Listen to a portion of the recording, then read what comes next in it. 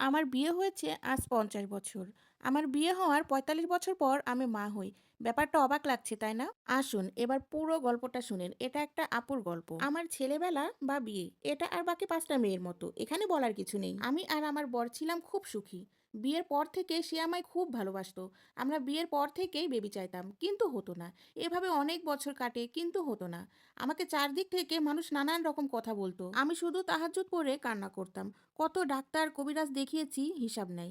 এমনকি ১০ বারের ওপর ওমরা হজও করেছি বেবির নিয়ত করে, কিন্তু আল্লাহ আমায় নিরাশ করে। আমি আজমির শরীফেও গিয়েছি খাজার দরবারে। কথিত আছে খাজার দরবার থেকে নাকি কাউকে খালি হাতে ফেরায় না। আমি খাজার দরবারে নিয়ত করে যেতাম বেবির জন্য, ৭ বার গিয়েছি, কিন্তু বেবি হয়নি। অনেক দেশ বিদেশের ডাক্তার দেখিয়েছি বেবির জন্য, কিন্তু বেবি হয়নি। আমার বর চাকরির পাশাপাশি ব্যবসা করত, তাই মোটামুটি টাকা ছিল।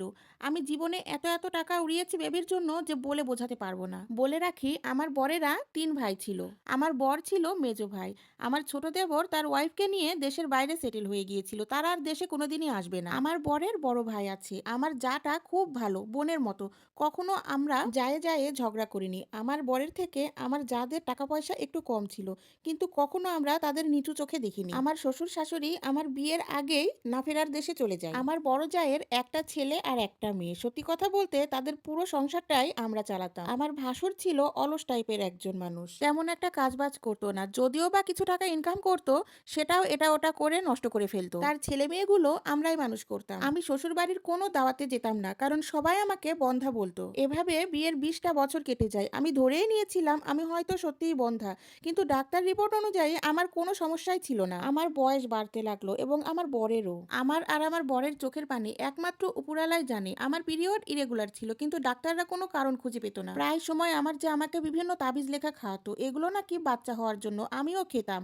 সবাই আমাকে বন্ধা ডাকতো। অনেকেই বলতো একটা বাচ্চা পালক নাও, কিন্তু আমার বর এগুলো কখনোই চাইতো না। তার একটাই কথা, আমাদের বাচ্চা হলে হবে, না হলে না। আমার ভাইয়ের ছেলে মেয়েরাই সব আমাদের, ওরাই মাটি দেবে আমাদের। এভাবে সুখে দুঃখে মানুষের কথায় বিয়ের ৪৪টা বছর কেটে যায়। আমার বড় বুড়ো, কারণ বরেরও ৬৫-র কাছাকাছি বয়স হয়ে যায়, আর আমারও ৫৯ বছর হয়। বাচ্চার আশা একদমই ছেড়ে দিই। ইদানিং আমার বরের শরীরটাও ভালো না। সিদ্ধান্ত নিয়েছি আমাদের জায়গায় জমি টাকা পয়সা সব আমার ভাসুরের ছেলেদের নামে লিখে দেবে, কিন্তু তার আগে হজে যাব, হজ করব। আমরা যথারীতি হজে যাই। আল্লাহর দরবারে গিয়ে কান্না করে আল্লাহকে বললাম, এই জীবনে তো একটা বাচ্চা দিলা না, কত চাইলাম তোমার কাছে, কত মানুষের কথা এই জীবনে শুনাইলা, তারপরেও রহমত করলা না। অসুবিধা না, হয়তো আমি তোমার প্রিয় বান্দা না, তাই আমাদের দোয়া কবুল করনি। এইসব মান অভিমানের কথা বলে তারপরে একটু সামনে গিয়ে বসলাম। তখন এক পাকিস্তানি আমাদের মুখে তাকিয়ে কি যেন বলল, আরবিতে না উর্দুতে সেটা বুঝলাম না। তখন আমাদের পাশে এক প্রবাসী ভাই ছিল। তখন তিনি বললেন যে তোমাদের ওপরে কালো জাদু করেছে বাচ্চা না হওয়ার জন্য। আমরা দুজনে ভয় পেয়ে গেলাম, হায় হায় কি বলে সে। এরপর পাকিস্তানি লোকটা বলল, তোমরা তো আজ মনে হয় আজ থেকে বহু বছর ধরে কালো জাদুতে আক্রান্ত হয়েছো। তোমাকে এবং তোমার স্বামীকে এমন ভাবে কালো জাদু দ্বারা বন্ধ করে রাখছে যাতে কখনো তোমরা মা বাবা হতে না পারো। তখন আমি কাঁদতে কাঁদতে বললাম, আল্লাহর ঘরে তো কেউ মিথ্যে বলবে না। আমরা দুজনে ওনার ভাষা বুঝতেছিলাম না। সেই প্রবাসী ভাই ওনার কথাগুলো বাংলাতে বলতেছিল। আমরা ওনাকে জিজ্ঞেস করলাম যে এই কাজটা কে করেছেন। উনি তার নাম বললেন না। তারপর বললাম এটার থেকে পরিত্রাণের উপায় কি। তখন উনি আমাদেরকে একটা পানি পড়া দিলেন আর বললেন এগুলো খেও আর গোসলের পানিতে মিশিয়ে গোসল করো ৭ দিন, তাহলেই ঠিক হয়ে যাবে। আর যখনই মনে হবে কেউ কিছু করতে চেষ্টা করছে, তখন এটা তুমি আর তোমার পরিবারের সবাই খাবা ও গোসল করবা। এই পানি সারা জীবন রাখবা, তবে তোমরা ছাড়া অন্য কেউ যাতে ব্যবহার না করে। ২০০৬ সাল হজ শেষ করে দেশে আসলাম। ৭ দিন গোসল করলাম। সৃষ্টিকর্তার অশেষ কৃপায় বাচ্চা কনসিভ করলাম। সবাই অবাক, এই বুড়ো বয়সে বাচ্চার মা। তখন আমার জায়ের রূপ বদলাতে লাগলো, কারণ হজ থেকে আসার পর তার বাচ্চাদের নামে সম্পত্তি লিখে দেওয়ার কথা ছিল। তারা কাগজপত্র রেডি করে রেখেছিল, কিন্তু আমার বর আর তা করেনি। ডাক্তাররাও অবাক হয়ে যায়, এই বয়সে বাচ্চা। আমাকে তখন ডাক্তাররা নিবিড় পর্যবেক্ষণে রাখে। আমার মনে আছে আমার গর্ভকালীন সময়টাতে আমি খাট থেকেও নামিনি। সৃষ্টিকর্তার অশেষ কৃপায় দীর্ঘ ৪৫ বছর পর ২০০৭-এ আমি ২টা ছেলের মা হলাম। একসাথে ২টা। সারা এলাকায় তখন এই কথা ছড়িয়ে পড়ে। আমার বড় যা আমার বাচ্চাগুলোকে কোলেও নিল না। আমরা বুড়ো বুড়ি যেন ১৬ বছরের যুবক যুবতী হয়ে গেলাম মনের দিক থেকে। ততদিনে আমার বর সরকারি চাকরি থেকে অবসরে। ২০১০-এ আমি আবার মেয়ে বাচ্চার মা হলাম।